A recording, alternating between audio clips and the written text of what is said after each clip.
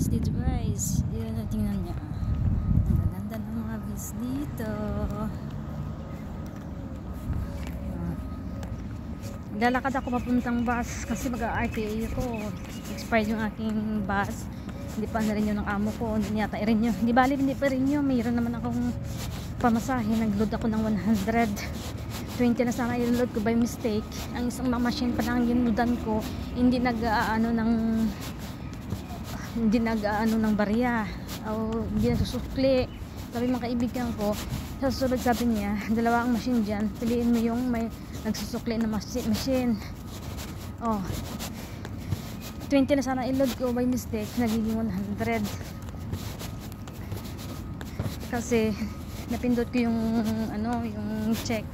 Nagreklamo ako doon sa mga security doon sa loob at saka yung mga mga trabahante. Sabi niya, napindot mo ba ang check? Sabi niya, oo. Sabi niya 100 all go.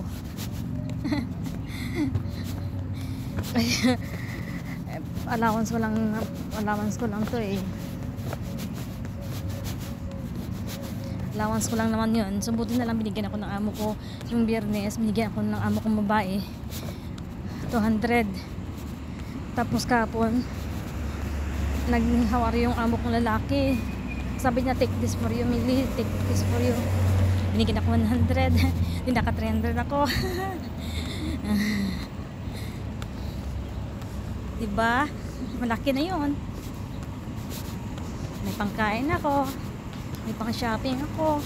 May panghulog ako sa account ko. Sana makakaipon na. Malapit ako sa guys, sa bus stop.